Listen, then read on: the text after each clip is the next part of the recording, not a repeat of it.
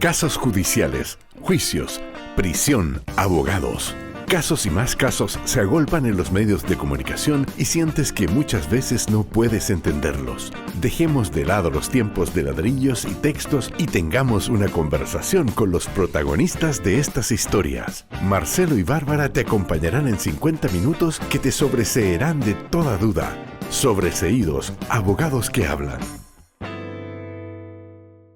Bienvenidos a Sobreseídos, abogados y ciudadanos que hablan, y en este capítulo, además, mujeres que hablan. De nuevo tenemos un capítulo femenino con un temazo que nos debe preocupar a todos, que dice relación con la violencia escolar, qué ha pasado con la deserción escolar, qué pasa con el problema o el plan Aula Segura, funciona o no funciona, cuáles son las propuestas, y ciertamente que esta es una problemática que nos afecta a todos como ciudadanos, no solo porque uno ve los desmanes, ¿no es cierto?, en liceos emblemáticos, sino que además porque estamos hablando ni más ni menos que de los niños, niñas y adolescentes que el día de mañana van a ser adultos en nuestro país. Mi querida Fran, ¿cómo estás tú? Bien, ¿y tú, Barbarita? Bien, contenta. Y no solo eso, también vamos a hablar de cómo está el escenario educacional hoy con tantas problemáticas. La tómbola, por ejemplo. La tómbola, ¿Qué las es eso? filas. O sea, es impresionante cómo los padres hacen procesiones a hacer en las admisiones a sus hijos, lo cual te Qué presenta tremendo. que hoy día el sistema no está funcionando. Claramente no está funcionando. Así que- y tenemos una experta. Sí, una experta en temas educacionales. Me encanta. Y vamos a leer sus 140 caracteres, A ver. que es investigadora senior en IDEA País. IDEA País es un centro de estudios públicos muy interesante. Ya. Abogada de la Universidad de los Andes y MG en Un Derecho, un magíster, gracias, en Derecho en la Universidad de St. Thomas en Minnesota. En Minnesota. Sí. En Estados Unidos. Así que vamos a presentar a la gran Magdalena Vergara. Hola, Magdalena, ¿cómo bienvenida. estás? Muchas gracias ¿Cómo por la estás? invitación. Todo muy bien, Muchas feliz de estar gracias. aquí. Oye, y una vez, pero la precisión, para que después no me reten de que me pongo, pero yo ya no estoy en Idea País. Fui de Idea País, terminé como Perfecto. investigadora, pero ya estoy trabajando como coordinadora programática en el comando de Belín Matei. Así que Ya. me salí hace Buenísimo. poquito de Idea País. ¿Y cómo va todo? Ayer tuvieron un eventazo en la campaña. Sí, así es. Hicimos un relanzamiento de alguna forma de la imagen, aprovechando de que partimos con una nueva coalición. Hoy día se integraron también amarillos, demócratas, el equipo sigue creciendo, esta gran coalición. Entonces había que presentar esta nueva imagen y el eslogan, que es un equipo, Chile un solo equipo, en el fondo, para poder enfrentar los problemas que estamos viviendo hoy día como sociedad. Por ejemplo, como lo que pasa en educación. Y tú estás como experta asesorando también a la campaña y el programa de gobierno, en este caso la candidata de Belín Matei, en materia de educación. Sí, veo temas generales, pero además mi tema es la educación, así que además me toca ser vocera en estos temas. Partamos entonces, pero antes déjame preguntarte algo. Sí. ¿Un hobby? ¿Tienes alguna cosa, algo que te gusta hacer, deporte, algo que te saque del mundo del derecho, de todo lo que estás haciendo como Sí. profesional? O sea, me gusta, pero lamentablemente lo he dejado un poco. Me gusta harto andar en bicicleta. De hecho, Ah, me muevo en mira. bici en Ya, general. te mueves en Pero bici. tengo la deportiva, la tengo en la oficina, de hecho, guardada hace un rato. Así que Ya. Pero Pero- el transporte normal tuyo es en bicicleta. en bicicleta, sí. Ya. Y las ciclovías hay un temazo. Igual funciona. Chile, Ya, sí. o sea, no sé si Chile completo, pero al menos Santiago tiene la infraestructura, creo, para moverse en bici. Todavía falta cierta cultura quizás en la Puede ser. calle, los automóviles, los mismos ciclistas. ¿Y cuál es tu peatones. bici? Tuvimos hace unos capítulos atrás a Sebastián Torrealba, que nos hablaba respecto a que él hacía pista, que había tratado de hacer mountain bike y como que no le había dado. Así que él es pistero y en Sí, eso a mí también está. me gusta la bici más pistera, la que ocupa todos los días rutera, estas P3 que no tienen Ya, cambio para la perfecto. ciudad. Mira. Chiquitita. Chica Tour de France. Claro. No. Oye, Chica Tour. Oye, nosotros hemos tenido acá, tuvimos como invitada a Verena, que corrió Bueno, este fin de corrió semana, y le fue súper bien, corrió el hizo fin de su marca. semana en la maratón. Qué bien. Así que Que le fue súper bien. súper. Y bueno, y Increíble. Sebastián Torrealba, que va a hacer el giro del lago, en el lago Ranco. Ah, Mira. qué bueno. Así Sí, que- po. Es precioso ahí. Sí. Y tenemos también a otro de nuestros invitados ya recurrentes de la casa, Rodrigo Ríos, abogado penalista, que juega mundiales de fútbol para abogados y hechos Sí. por abogados. Una selección de fútbol de abogados internacional. Internacional. Oye, Magdalena, Buenísimo. ya, entremos en materia. Mira, yo quisiera resumirlo así, un poquito como partimos al principio. Ujú. Hay cifras que son súper potentes. Hemos tenido situaciones hasta el día de hoy en liceos emblemáticos, en colegios que antes, o liceos o colegios que eran de verdad un orgullo, el Instituto Nacional, el Barros Arana también, etcétera. Hay varias instituciones de educación que antes eran el orgullo y hoy día es todo lo contrario. ¿Cuál es tu principal diagnóstico, lo más resumido posible, de la educación en Chile en cuanto a el comportamiento de los alumnos, en cuanto a los hechos de violencia?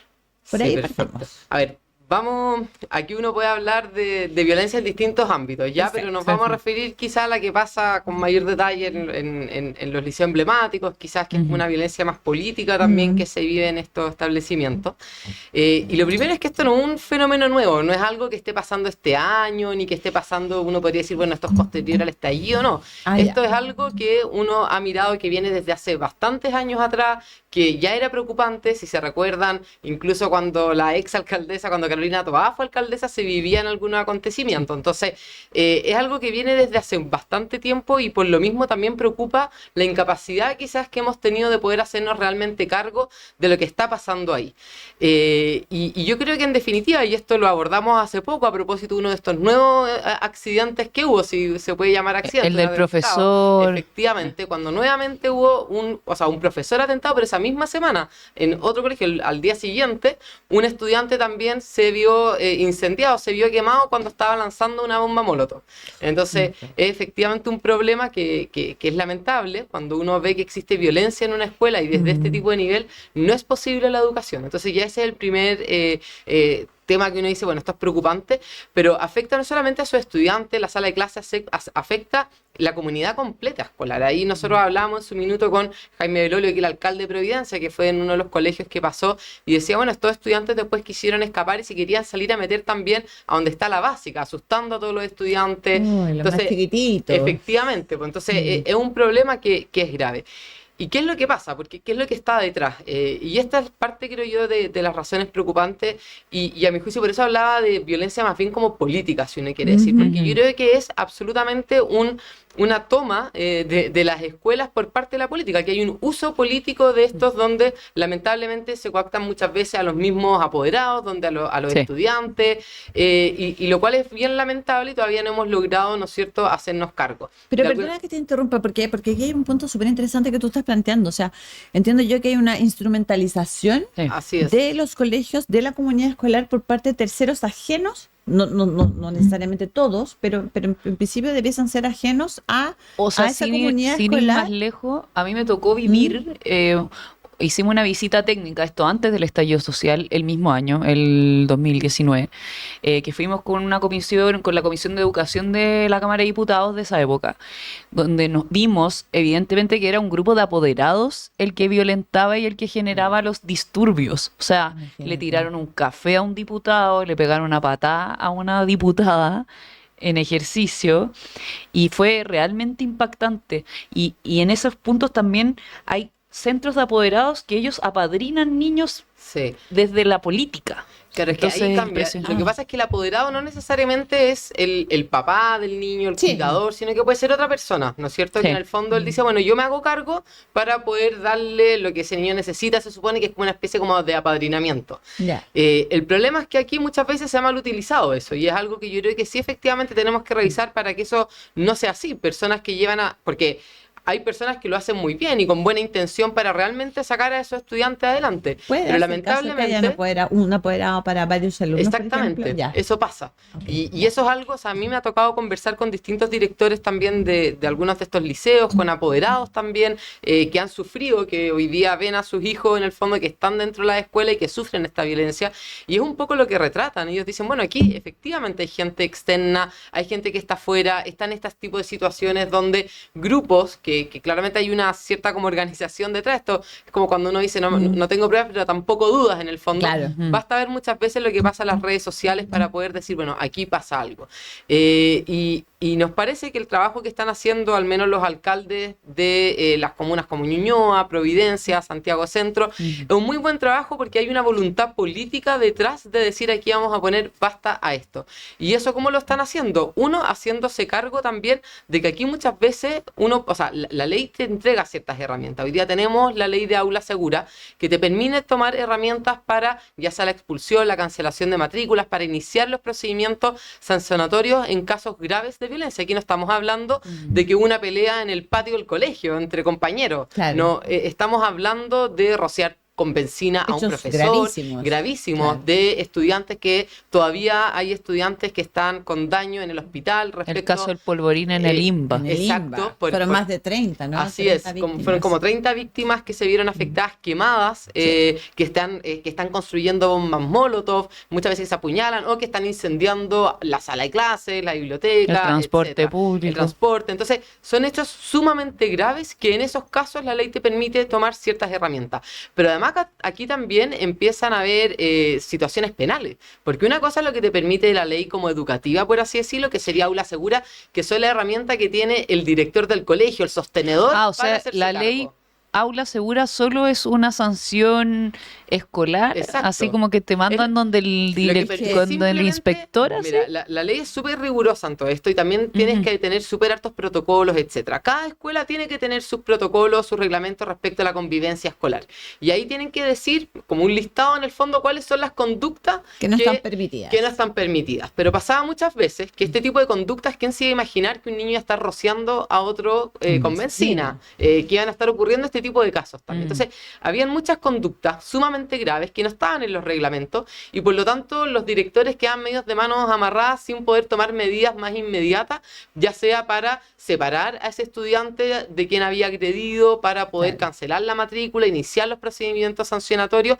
Entonces, lo que te permite aula segura, exacta, es eso. En realidad, aula segura no es tampoco que permita todo, ¿no es cierto? Es poder decirle, bueno, aunque esa conducta no esté en tu reglamento, si es grave, gravísima, grave, si lesiona a alguna otra persona en la comunidad educativa, si afecta a la infraestructura, bueno, tú puedes tomar este tipo de medidas. Pero eso, además, tú tienes también, en ciertos casos, sobre todo para quienes son, ¿no es cierto?, mayores de 14 años, 16 años, que hay responsabilidad penal en esto. La ley penal adolescente. Exacto. Sí, entonces, tú tienes responsabilidad penal porque son lesiones sumamente graves. O sea, si cuando tú estás hablando de lesionar a otro, tú lo estás quemando. Esto está sancionado penalmente. Entonces, ahí los alcaldes han dicho, bueno, nosotros vamos a tomar medidas en esto y vamos a imponer ciertas querellas, ¿no es cierto?, que aquí aplique la ley. Si la verdad es que no es mucho más allá que eso. Ahora, obviamente uno dice, oye, si todavía se trata de niños, efectivamente, aquí hay que resguardar a la comunidad educativa. Esto no es solamente, y esto lo hemos conversado bastante también con la candidata en este sentido, y uno tiene que tomar todas estas sanciones, pero también esto tiene que ir acompañado de otras medidas. Que un niño de 14 años, de 16 años, esté tomando este tipo, o sea, esté realizando este tipo de actos de rociar con benzina, quemar, etcétera, no es lo normal, ¿no es cierto? Entonces, claramente algo está pasando y ahí hay que trabajar con la familia, con ese niño que reciba algún tipo de apoyo psicológico, que reciba algún tipo de acompañamiento, que no quita, en el fondo, el garantismo de decir, no, nosotros aquí no vamos a tomar ninguna medida. Si la disciplina también es educativa. Claro, pero también hay que acompañar en estos casos, obviamente, con otro tipo de situaciones. Pero Magdalena, a ver, porque tú mismo lo dijiste, este no es un fenómeno nuevo. No, esto es algo que viene transcurriendo hace mucho tiempo, ¿no? Me imagino que habrán estudios o habrán, no sé si no estoy refiriéndome a estudios tremendamente profundos ni con una metodología de la NASA, sino que estudios que empiecen como a vislumbrar a qué se debe todo esto. ¿Cómo se explica lo que tú decías? Que un chico de 14 años, un adolescente de 14 años, termine rociando con benzina a un compañero de clase. ¿Qué es lo que está pasando ahí? ¿Qué es lo que ustedes han podido indagar al respecto? ¿Cuáles serían las causas? ¿Y esto es solo la educación pública? Perdón. No, la privada también. Por eso, cuando uno habla de hay violencia, distintos tipos de violencia. Hay distintos tipos de violencia. Ahora estamos hablando de la más dura, digamos. Claro. No sé si es la más dura, porque y si puedo, como brevemente, porque sí, claro, de todas maneras. Uno puede plantear, claro, no. Hay distintos tipos. Uno puede decir, bueno, el bullying también es una violencia muy ruda. Hay niños que terminan suicidándose porque ocurren este tipo de hechos. Y eso se da mucho en la educación privada. Efectivamente. Sí. Está este tipo otro de violencia que es la violencia de los overoles blancos, si uno quisiera decir. Pasa también que hoy día muchas escuelas viven en un contexto del narcotráfico, donde son zonas que están tomadas por el narco, donde existe una cantidad de delitos, de delincuencia, y que esos niños finalmente lo único que ven es violencia también, y que las lógicas que se reproducen afuera de la escuela entran también adentro, donde los profesores tienen que lidiar con las peleas de las bandas en el fondo dentro del colegio. Entonces, claramente son distintos tipos de situaciones, pero igual creo yo que hay cosas que de alguna forma van en común. Por una parte, y son, esto uno no puede reducirlo tan en corto, pero creo yo que hay elementos que tienen que ver, por ejemplo, con la pérdida del sentido de autoridad también, no solo en el colegio, sino a nivel de la sociedad. Exacto. Hay temas, hay un estudio bien interesante que acaba de hacer la Fundación Pacto Social, así que ahí la pueden invitar también. Ellos llevan un tiempo trabajando con estudiantes de los liceos emblemáticos y empiezan a ver, bueno, ¿qué está detrás? Empiezan a trabajar con ellos. Ellos hacían actividades en el fondo, no era una necesidad como entrar como este apoyo asistencial, no, eran distintas actividades de empoderamiento, liderazgo, etcétera.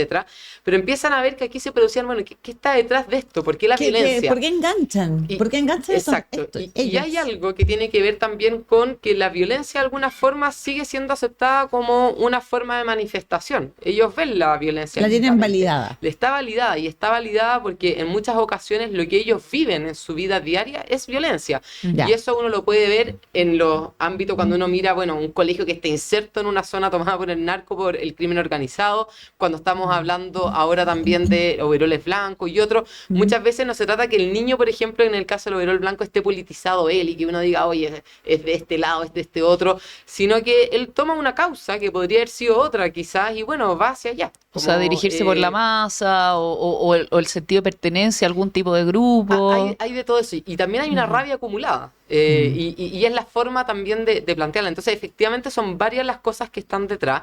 Pero lo que sí uno puede ver, que aquí hay que tomar decisiones y hay que tomar conductas. Porque lo que tú no le puedes enseñar a ese niño, que actuar de esa forma está bien. Entonces, lo que nosotros debiéramos buscar es darle a los colegios, a los directores, las herramientas para que puedan tomar decisiones.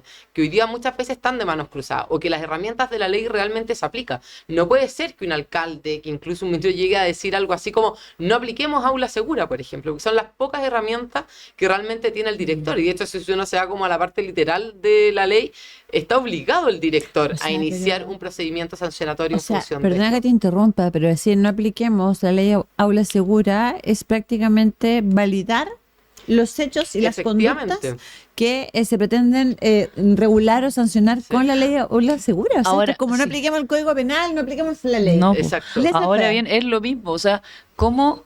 Porque igual fue fuerte ver a la directora de ese entonces del INBA justificar la explosión del polvorín. ¿Por dónde lo puedes explicar? No es explicable por ningún lado. Entonces, ustedes como abogada, y esto se los pregunto a ustedes, si a ustedes les tocara llevar la causa desde esta directora o desde... Porque creo que los alumnos pusieron un recurso, no me acuerdo bien cómo era el tema. ¿Desde dónde puedes tomar para justificar lo que se hizo? Porque al final dañas el colegio, dañas a otras personas. ¿Cómo se puede justificar eso? Es que yo creo que... Legalmente hablando. No, es que a ver, yo desconozco así los antecedentes de profundidad, conozco lo que pasó y todo, pero como para tú me vas a entender, como abogado, de poder plantear hoy día una teoría del caso, así como de cómo defenderla, es complejo, es bastante complejo, debo decirlo, por lo menos para mí, ¿no? Sí. Me parece que incluso casi un poquito irresponsable, y además porque de momento que ella justifica algo que a todas luces parece injustificable, que ojo que es distinto a la justificación personal que ella pueda tener respecto a su eventual participación penal, Claro. que pueda decir, sabes que yo no tengo participación en esto, esta situación puede decir se me escapó de las manos, me pueden tratar de negligente, pero yo no actué dolosamente, yo no convoqué, yo no entregué, no sé, no soy coautora de esto. Y otra cosa muy distinta es desde el punto de vista, comillas, político-institucional, de decir esto realmente, bueno, hay que analizar las múltiples causas y bajarle un poquito el perfil, ¿no? Sí. O sea, yo creo que acá hay temas que mira, que nosotros lo conversamos también en otro programa que hacemos acá en el canal. Y fíjate, Magdalena, que ponte tú, hay como distintas posturas, porque hay situaciones que son diversas. Y voy a poner un ejemplo súper simple. Hay profesores que viven constantemente una situación de violencia en las aulas tremenda. O sea, yo tengo una prima que es profesora y el nivel de estrés de ella es tremendo. Y mi prima no es una chica de 30 años que está recién empezando la docencia, digamos, y tiene experiencia. Porque el nivel de esto, lo que tú dices, de la falta de límites que tienen los adolescentes hoy día es Y los tremendo. apoderados Y los también. apoderados, a eso iba. Porque los apoderados muchas veces son los que le transmiten y le enseñan a sus hijos a decirle, oye, a los profesores, yo te estoy pagando el sueldo. O sea, No, yo he y las escuchado peleas cuestiones de son ese nivel. entre los mismos apoderados dentro del Además, establecimiento y también. te pongo el otro ejemplo extremo también, que fue bastante viralizado, ¿no? Que afortunadamente, y espero que no sea la regla general, de este profesor que termina agrediendo de una manera verbal y a mi juicio es una figura penal que está precisamente en el código del ramo, que es que insulta y increpa a este alumno por pensar distinto y con esta discusión de la dictadura militar o de la dictadura o el gobierno autoritario o gobierno militar. No sé si te acuerdas. O sea, tienes los dos polos, los dos extremos. Profesores que están totalmente diezmados, que están abrumados, que están sobrepasados, y también otros que quizás producto de lo mismo terminan siendo incluso más violentos que los propios Claro. alumnos. Mira, aquí nosotros O sea, estamos violencia enfocándonos, total. yo creo que los profesores están viendo momentos bien complejos efectivamente dentro de la sala de clase, en parte porque la autoridad docente también se pone en duda, hay muchas cosas, la diversidad cada vez más amplia de la sala de clase, por distintos motivos, incluso desde estudiantes que, o sea, dado el uso de las pantallas, la inquietud que hay, o sea, hay múltiples motivos por los cuales hoy día está siendo muy difícil la tarea del profesor, así que yo creo que hay que sacarse bastante el sombrero en relación a eso, pero efectivamente es un tema que tenemos que atender. Ahora, siempre hay que decir esto, porque cuando uno empieza a hablar de violencia, uno se pone tan en el foco. No todas las escuelas viven la misma realidad. Hay No, también, obviamente, hay que decir, a ver, este no es un sistema que está simplemente Podrido por todos lados. Exacto, o sea, y uno lo ve de grandes experiencias, de grandes situaciones donde realmente los niños salen adelante, logran hacer las cosas, e incluso dentro de los mismos liceos emblemáticos,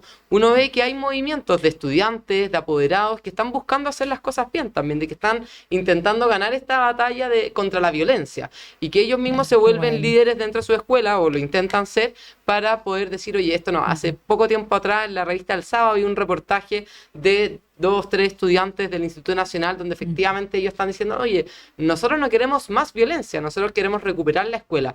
Pero efectivamente a mí me parece que es muy importante el tener clara la película, en el sentido de decir, cuando tenemos realidades donde estudiantes están rociando con benzina a otros, donde están afectando a los profesores, aquí tiene que haber disciplina. La disciplina es parte de la educación, es positiva y enseña que también hay consecuencias de los actos. Y es cosa de ver, bueno, tú hablas hoy día con el alcalde de Ñuñoa y te dice, oye, efectivamente hoy día no estoy teniendo este tipo de problemática, porque de alguna forma los estudiantes ven que hay consecuencias, de que si tú Claro, tiraste, sí. porque el estudiante no quiere quedar, en el fondo, no quiere tener una hoja de vida en el fondo donde dice, oye, sí, O sea, que sea un está prontuario condenado, prácticamente. efectivamente. Claro, claro. Entonces yo creo que eso es importante, pero también decir las cosas por su nombre. Si cuando hay violencia, nosotros no estamos hablando de nuevo, no es un niño conflictivo, o sea, como en el sentido de que se porta mal en la clase, Que anda tirando tira papelitas, cositas, efectivamente. claro, Estamos claro. hablando de delitos penales, si eso es lo que está Oye. detrás. Y que lo que hay que cuidar acá, me parece a mí, ante todo, es el derecho a la educación de los estudiantes, pero también su integridad física y psíquica. Sí, eso es lo que está detrás de esto, y por eso uno dice, Sí. bueno, oye, si es la de la comunidad educativa la que está en juego acá. Claro. No, la Fran, que bueno, nuestra Fran, que es editora, nuestra productora general acá del programa El Cerebro, que nos hace unas pautas maravillosas, quería conversar respecto de propuestas. Y yo les quiero dejar lanzada, porque aquí me gustaría más que interactuaran ustedes. Una pregunta. Especialmente a ti, Magdalena, y también tú también eres mamá, tienes hijas que están estudiando, son chiquititas. Dos preguntas. Una, ¿qué opinas de quitar los teléfonos móviles durante clases? Y dos, ¿qué opinas que en ciertos establecimientos exista efectivamente un control y detector de metales para evitar el ingreso de armamento? A ver, yo creo que el uso de pantalla cada vez está más evidenciado de lo problemático que es para los niños. El daño que les causa. El daño que les causa a nivel cerebral, sobre todo los primeros años de vida, en la incapacidad de tener tiempos muertos, por así decirlo, donde el niño pues pueda buscar, imaginarse, El ocio, recrear, tener que es tan ocio. productivo. Hay un aislamiento del niño también respecto del uso del celular y cómo convive con el otro. Entonces, hay que entender el daño que hace, y de hecho, en muchos países europeos esto ya se está avanzando de forma mucho más importante, se está regulando, etcétera. Ahora vamos si quiere, vamos por partes. Yo creo que aquí hay como una falsa dicotomía de la discusión. Cuando uno dice, vamos a prohibir, por ejemplo, el uso de celulares de los estudiantes dentro de la sala de clase, no significa que tú nunca puedas usar elementos tecnológicos para poder enseñar, de que se use como herramienta. Si el problema es que hoy día tú entras a la sala de clase y están todos los niños mirando su celular así y nadie tomando atención. Eso no es hacer un uso pedagógico de la tecnología. Eso es un distractor, eso es un problema, donde además el celular hace que, en el fondo, el niño esté todo el rato está con la ansiedad, está acá. con la ansiedad, y que te persigue. Si un niño, por ejemplo, que sufre bullying, que sufre esto, bueno, el celular lo persigue para todos lados, y este bullying incluso también lo persigue a él. Entonces, nosotros en la propuesta del programa, de hecho, planteamos que exista pantallas con sentido, decimos, porque tampoco sirve de nada que solamente en la sala de clase o en el colegio hagan todo el esfuerzo de decir, oye, no vamos a ocupar esto, cuando en la familia el niño apenas abre la puerta, ya está jugando en el fondo del computador, está todo el día con la tablet o con el celular. Entonces, también aquí tenemos que hacer a las familias partícipes de la educación de sus hijos y de cómo nosotros vamos promoviendo buenos hábitos, buenas conductas, etcétera. Y esto no parte solamente cuando están en el colegio, esto parte desde la primera infancia. Es difícil porque muchas veces también esto va asociado con, bueno, la falta de tiempo que tienen los papás también, y la falta de paciencia. Bueno, la falta de paciencia, no tienen las herramientas también, entonces es fácil llegar y entregarles el celular. Exacto. Yo he visto, de verdad he visto guaguas de, no sé, un año en coche con un teléfono. Sí.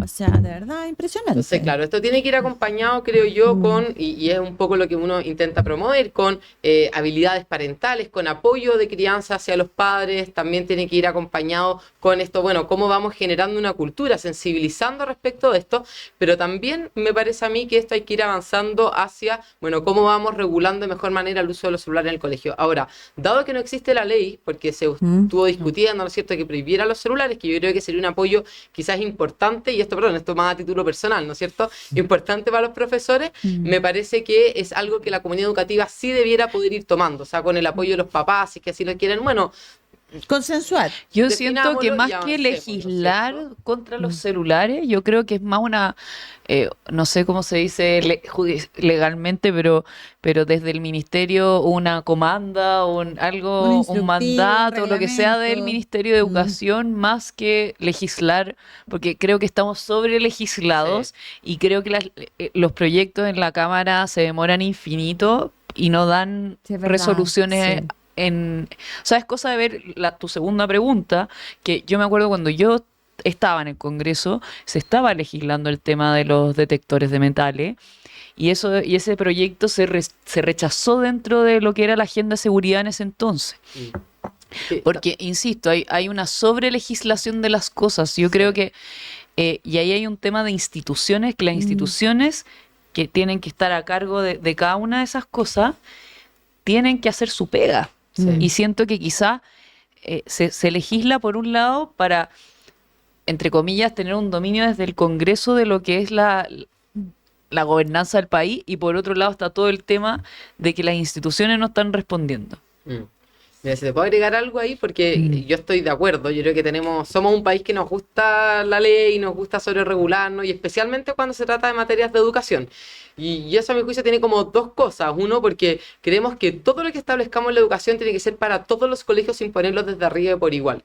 Y la realidad que vive cada colegio, las necesidades de los estudiantes, la capacidad que tienen los profesores también de poder abordar las distintas temáticas, es muy distinta. Entonces, cuando los ejemplos que tú ves, el detector de metales, oye, si no todos los colegios quieren ni necesitan un detector de metales, que lo definan ellos, que lo vean de acuerdo a sus circunstancias y avancemos allá. Y ver la necesidad, o sea, si hay una escuelita rural, claro, no es necesario. Necesita bancos para los niños, no un detector de metales. No lo prohibamos para todos ni lo impongamos para todos. Y creo yo que quizás con el celular pasa un poco lo mismo, porque además, cuando tú lo haces prohibitivo, también era un poco lo que pasaba en el proyecto de ley, que a mi juicio también podría haber sido medio problemático, problemático, a pesar de que creo que es una materia donde sí apoya la decisión del profesor en esta circunstancia que le estamos cargando la mano, pero también les cargaba la mano, porque al final terminaba siendo que recaía en el colegio el tener que, en el fondo, controlar la medida, y si es que no, bueno, al colegio se le sancionaba, pero no con el apoyo de los papás. Y si es una comunidad la que dice con los papás, oye, pongámonos de acuerdo, efectivamente esto es malo, cuando tú comprendes eso, etcétera,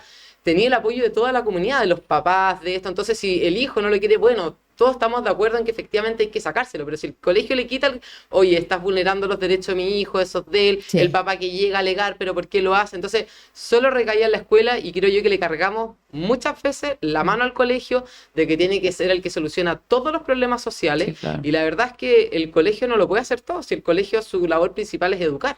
Obviamente, la labor es compleja, porque educar es complejo, abarca todas las aristas del ser humano, involucra a las familias, etcétera, pero también tenemos que saber, bueno, cuáles son los límites y hasta dónde también, si creemos que la familia es la base de la sociedad, bueno, creámonos el cuento y realmente también veamos por qué las familias quizás no están logrando cumplir con esos objetivos. Ya, yo tengo una pregunta respecto a cómo funciona esto de postular o suscribirse a la educación pública. ¿Cómo hace la gente hoy día? Por ejemplo, ¿cómo era antes? Y en qué cambió esto de todos hablan y critican esta tómbola, la caída de la página web cuando se inscriben, o estas largas filas de los papás? ¿De qué se trata eso? Porque entiendo que se modificó hace poco. Sí, no hace tan poco, esto es de la ley de inclusión. Creo que es Bachelet, ¿no? Entonces sí, es una de las grandes reformas de Bachelet 2, que es el sistema de admisión escolar. Antes lo que tú tenías era que cada papá, en el fondo, para postular al colegio, iba al colegio directamente, postulaba, se le hacían entrevistas, muchas veces pruebas a los estudiantes, cada colegio definía, cada escuela definía cuál era su sistema, de alguna forma, de admisión. Y ahí sí pasaba que ocurrían muchas veces estas largas filas, porque muchos papás querían la misma escuela, ¿no es cierto?, etcétera. Y la gran crítica era, bueno, esto lo que genera sobre todo es la segmentación de estudiantes y la selección. O sea, básicamente había una cherry crítica, picking por parte del colegio. Exacto, que sistemáticamente nuestro sistema educativo seleccionaba a los mejores estudiantes y por lo tanto los que no eran los mejores quedaban en los peores colegios, por así decirlo, y por lo tanto, claro, a los colegios que le iba bien era en verdad porque seleccionaran y no porque lo hiciera bien. Dado eso, se hace el sistema escolar, el sistema de admisión escolar, y el SAE lo que es una plataforma centralizada que lo que hace es, en el fondo, más allá de centralizar, obviamente, que es digital, es decir, todos los padres postulan digitalmente, establece que prohíbe la selección. No hay ningún tipo de selección por parte de la escuela de quiénes son los estudiantes que quedan. Y lo que hace es decir, hay una serie de prioridades por las cuales los estudiantes van quedando asignados en esa escuela.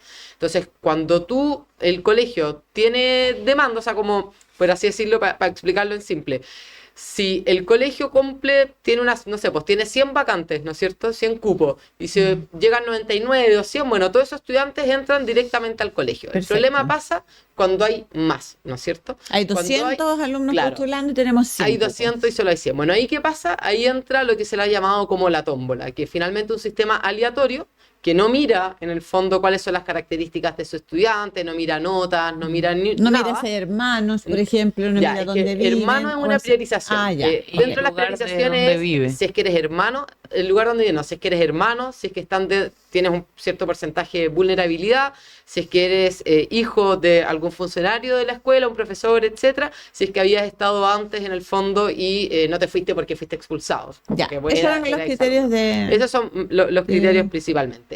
Lo que pasa es que, y aquí como para ponerlo, a mí me tocó ser parte de la mesa técnica del SAE que se acaba de hacer para poder ver este sistema, así que lo tengo más bien fresquito. Pero ¿qué ha pasado?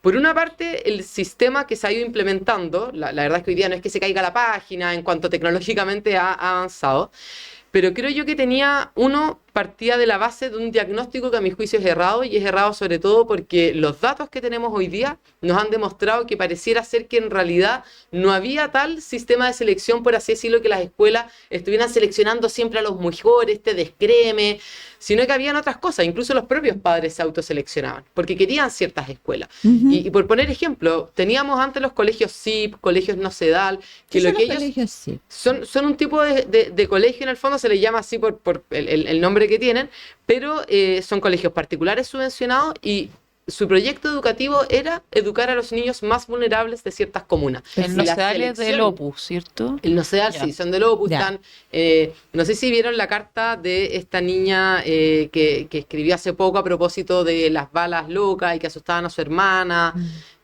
Sí. Si no me equivoco era Emilia o Emma, no me acuerdo. Bueno, ella era un colegio, de hecho, La Pintana del colegio Nocedal, Puente Alto, perdón, que es un colegio particular subvencionado, que también su vocación es en el fondo educar a los niños más vulnerables. Y ahí seleccionaban a los más vulnerables. ¿Qué pasa con el SAE? De hecho, eso se limitó. Nadie puede seleccionar por nada, tú no puedes ver en el fondo qué hay ahí.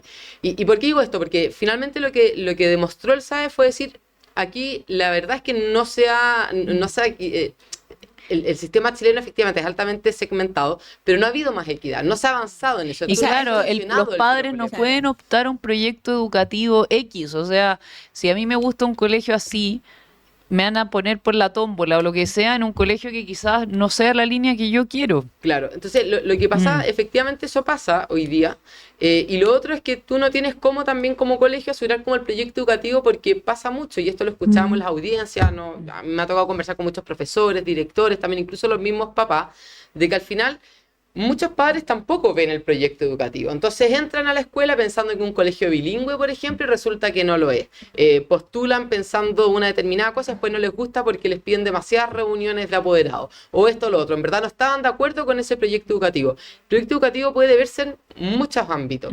Y eso pasa, bueno, entrar en conflicto también. Oye, es que yo no quiero que mi hijo haga eso. ¿Por qué mi hijo tiene clases de religión? Oye, es que se trata de un colegio que es confesional. El nombre es Santa Margarita, por así decirlo. Entonces, así como eso, son muchos los conflictos que empiezan a darse y que obviamente afectan de alguna forma a la escuela, a la comunidad educativa. Pero hay otra cosa anterior también, que el sistema se ve muy lejano y a veces muy injusto, porque como no es claro en el fondo cuáles fueron las razones, es como tan equitativo, si uno quisiera decirlo, que no mira la realidad de ese niño, no mira sus características, que el papá no termina por comprender por qué mi hijo no quedó acá. Es que no es justo. Es que eso es lo que iba a plantear. O sea, el dato más impactante de todo esto. Vale. Entonces, el sistema del SAE lo que hace en este afán, buenamente, digamos, legítimamente y con la mejor de las intenciones de evitar, ¿no es cierto?, una segmentación arbitraria, si se quiere, al ser tan extremo, lo que hizo fue impedir, ¿no es cierto?, impedir que los colegios pudiesen, por ejemplo, en lo que tú comentabas recientemente, que pudiesen elegir niños para poder educar a los niños de alta vulnerabilidad. ¿Y por qué los eligen? Porque tienen un proyecto educativo que así lo quiere, porque asumo que tienen los profesionales capacitados para aquello. Entonces, al final, lo perfecto termina siendo enemigo de lo bueno. Claro. Y lo otro es que creo yo que también en educación, y por poner algunos puntos, o sea, educación no puede ser absolutamente todo objetivo. También hay ciertas situaciones que hay que considerar, porque la educación requiere también una forma de entender la realidad, la sociedad y otros que no todos compartimos, y está bien. En una sociedad que es diversa, que es democrática, ¿no es cierto?, donde se respetan las distintas formas de pensar, de entender el mundo, bueno, pueden haber proyectos educativos distintos. Y eso no significa que nosotros, como parte de las críticas que se hacían, estamos reproduciendo ciertos tipos sociales, estereotipos y otros, sino que es parte de, y si, bueno, hay un colegio que es confesional y quiere educar a sus hijos en esa fe, está perfecto, y así como hay otros que quizá van a buscarlo desde otro punto de vista, o potenciar los proyectos deportivos, etcétera. Entonces, eso a mí me parece que es algo que debiéramos nosotros al menos potenciar, y que una riqueza que queramos valorar en vez de quizás suprimirla. Y también el mérito del estudiante, que es algo que también de alguna forma se limita o se incluso como que se invisibiliza, como que se pierde. Y creo yo que el esfuerzo, y eso no significa, me tocó en otra radio hablar de esto el otro día, el reconocer el esfuerzo, el reconocimiento, el valor intelectual de un niño no significa que nosotros vamos a dejar al resto de lado. De hecho, permite reconocer a ese niño, pero al mismo tiempo nosotros tenemos que trabajar, y esto debiera ser un deber en el fondo del Mineduc, de estar trabajando con aquellas escuelas que no están logrando entregar los mínimos de contenido, aquellas escuelas insuficientes que no logran, ¿no es cierto?, entregar la materia adecuadamente o educar a esos estudiantes educadamente, con aquellos estudiantes rezagados, aquellos estudiantes estudiante que todavía sigue en el segundo, tercero básico y no entienden lo que leen, no sabe leer. Hoy día casi el 50% de los estudiantes de segundo medio no tienen los conocimientos adecuados a esa edad, a 2 años de egresar del colegio. Entonces, cuando uno mira matemáticas, términos simples de los últimos años, entonces realmente eso es en el fondo hacerse cargo de los estudiantes, pero no decirles, oye, el mérito da lo mismo, el esfuerzo no importa. Eso no significa que nosotros vamos a crear estudiantes de primera y segunda categoría, sino reconocer ciertos ámbitos. Pero lo que a mí me parece que es importante en esto, y de nuevo, como reconociendo la autonomía de la escuela, los proyectos educativos, no es imponerlo para todos tampoco. Si aquí se trata de que también haya colegios que, bueno, si no es el mérito lo que más me importa y nosotros vamos a trabajar, bueno, no lo vamos a considerar. Efectivamente, que los padres tengan derecho, entre comillas, también a poder educar a sus hijos como quieren educar a sus hijos. La libertad de poder elegir. Eso es, pues. Al final es lo que siempre ha sido la educación, o sea, es un ecosistema en que participa el colegio, pero también participa la familia. Y también está el tema que decías tú, que quizás a ese niño lo destacaron, pero también está el ver en cada niño qué otra cosa destacable ¿Cuál puede es el tener. Potencial? Y eso igual me parece, por ejemplo, y quizás en eso yo no estoy o sea, yo estoy en desacuerdo, el hecho que se hayan sacado los puntajes nacionales, o sea, ese desayuno, premiación, el presidente Piñera lo hacía igual, yo me acuerdo, fuera del gobierno él lo hacía, pero haber como quitado eso, porque era para la familia, era y hoy día se lo dan todavía, yo por lo menos todavía no entiendo cuál es la forma de destacar hoy día estas premiaciones que hacen en el gobierno hoy día para después de la PAES o no sé cómo se llama ahora, pero hoy día es la PAES. Yeah. A mí me pasa, si tú tienes pusiste a los estudiantes a correr y uno reconoce el estudiante que ganó el campeonato de fútbol, la carrera en atletismo, ¿por qué no reconocer ese talento intelectual también? Que efectivamente aquí hay cosas, mucho está determinado por la cuna y por lo tanto tenemos que poner patines, como se dice, tenemos que poner, en el fondo tenemos que equiparar hacia arriba, no podemos seguir equiparando hacia abajo, pero tenemos que reconocer eso. Oye, el esfuerzo importa, asistir a clases importa, el sacarse buenas notas es importante, memorizar, todos esos ámbitos yo creo que es relevante en este sentido.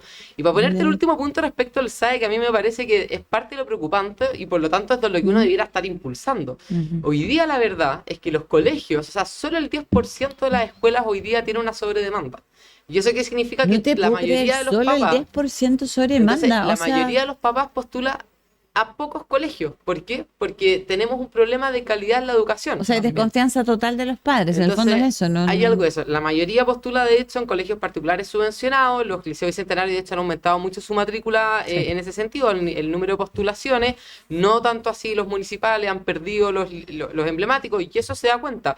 Los padres, en primer lugar, no solo postulan porque los resultados académicos, postulan porque sus hijos se sientan seguros en ese lugar, porque lo traten bien, porque sea un entorno adecuado. Entonces, esas cosas sí importan hoy día.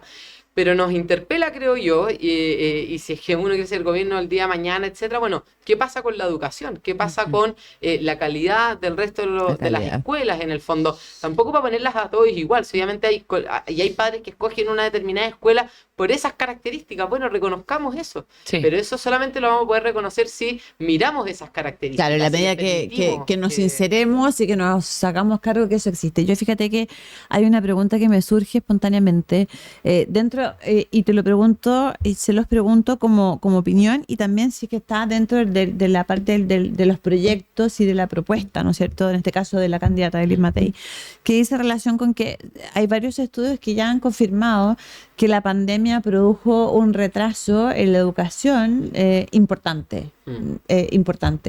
Eso, primera pregunta, ¿es así? Segundo, ¿tiene solución? Tercero, detenerla, ¿cómo se pretende abordar o nivelar? Porque tú digas que los alumnos de segundo medio no tienen los conocimientos realmente para estar en segundo medio.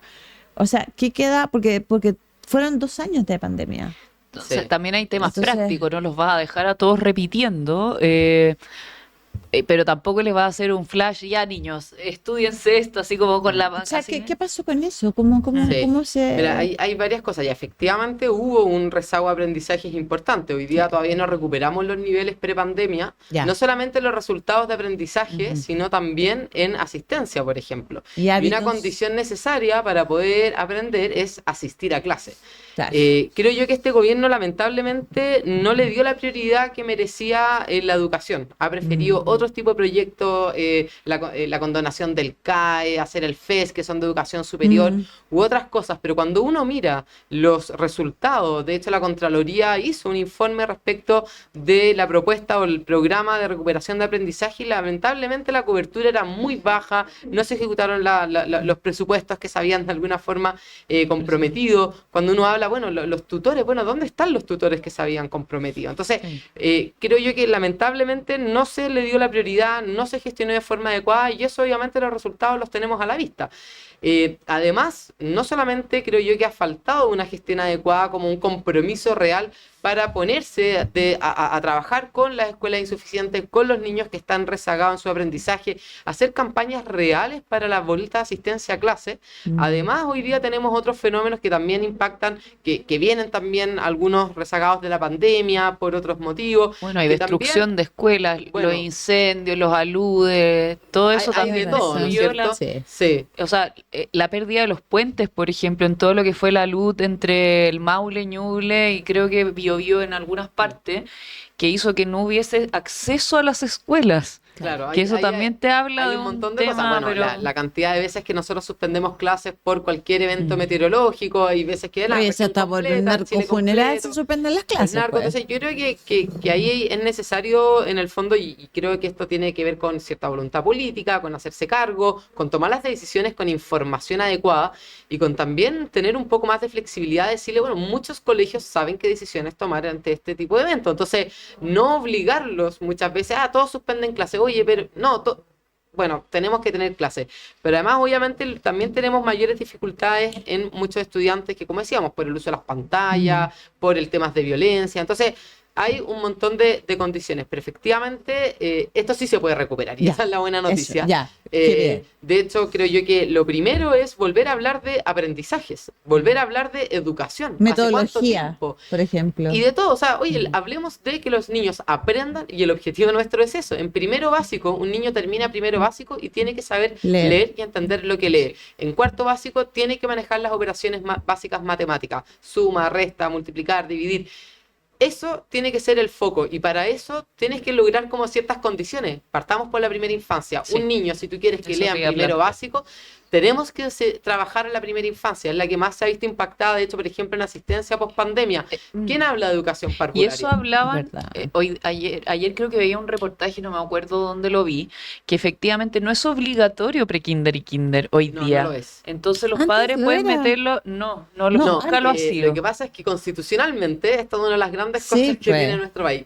Pre-kinder no es obligatorio, ni nada. Kinder es constitucionalmente obligatorio, pero en la práctica no es así. ¿Y por qué no ¿Viste? es así? Porque lamentablemente en el Congreso, después de una larga discusión por un motivo que no se puede entender, la izquierda lo rechazó.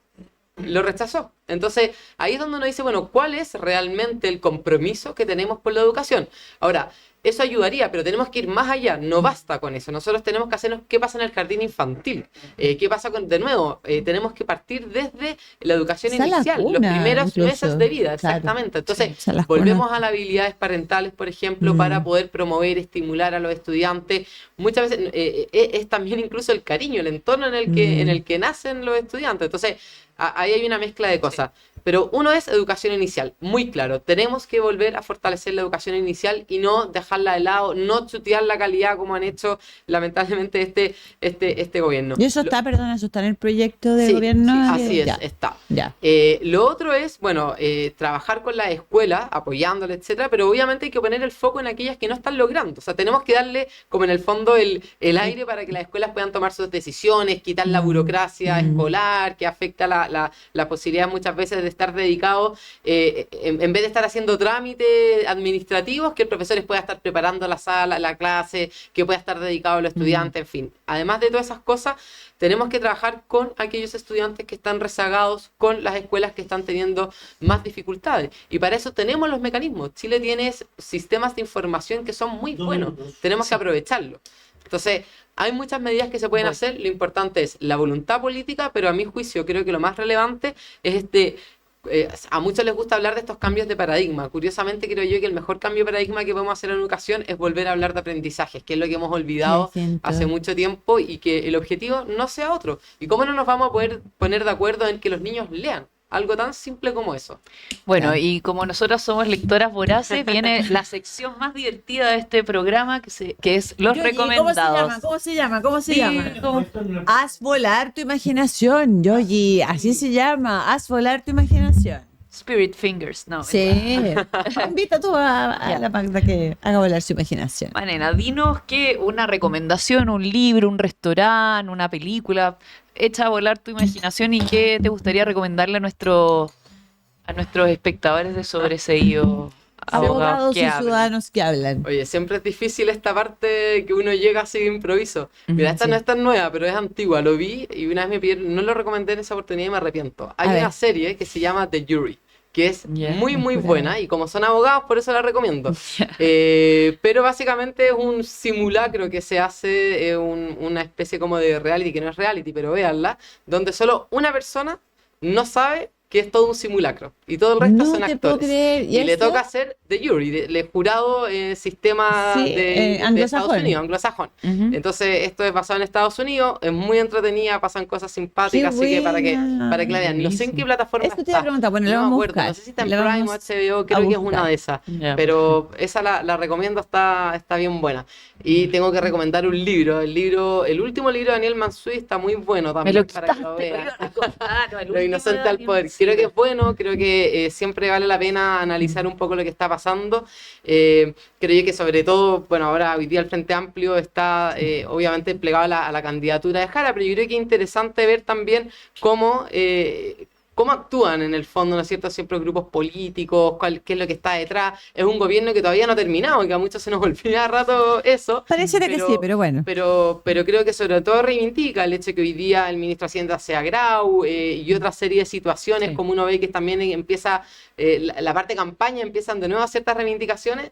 Ahí lo recomiendo. Yo iba a recomendar Enseñar entre Iguales, ya que estábamos con el tema de educación, también de Daniel Mansuy, donde se explica desde Sócrates, creo que era Sócrates o Platón. Sí, bueno, Aristóteles, pasa por Sócrates, Platón, Aristóteles. Y después hasta llegar a todo lo que es la época actual y los liceos emblemáticos. Está muy bueno. Qué bueno. Yo les voy a hacer una recomendación totalmente impensada y atípica para este fin de semana. En una sola palabra: ocio. El ocio es totalmente necesario, es productivo y nos sirve para echar a andar la imaginación y conectarse con uno mismo. Así que yo voy a recomendar en esta oportunidad el ocio. Y lo que también les vamos a recomendar es que nos sigan, se suscriban, nos evalúen en Spotify. Nosotros estamos en todas las redes sociales. Sí. Porque si les gusta Sobreseídos, abogados y ahora ciudadanos y mujeres que hablan, tienen que seguirnos entonces. Y nos recomiendan a sus amigos. También, y reposteen los programas y todo eso. Así que bueno, aprovechemos. Eso, suscríbanse. Así que si quieren ver de nuevo a la Manena acá de invitada, que nos encantaría volver a repetirnos, pero bueno, nos tenemos que ir, estamos en el tiempo. Sí, estamos, pero... Así que Fran, usted despida. Así que muchas gracias por acompañarnos. Espérennos la próxima semana con un invitado increíble. Lo vamos a pasar muy bien y va a ser muy bueno. Así que, Sobreseídos, abogados y ciudadanos y mujeres que hablan. Chao, chao. Que estén bien, chao. Chao. Casos judiciales, juicios, prisión, abogados. Casos y más casos se agolpan en los medios de comunicación y sientes que muchas veces no puedes entenderlos. Dejemos de lado los tiempos de ladrillos y textos y tengamos una conversación con los protagonistas de estas historias. Marcelo y Bárbara te acompañarán en 50 minutos que te sobreseerán de toda duda. Sobreseídos, abogados que hablan.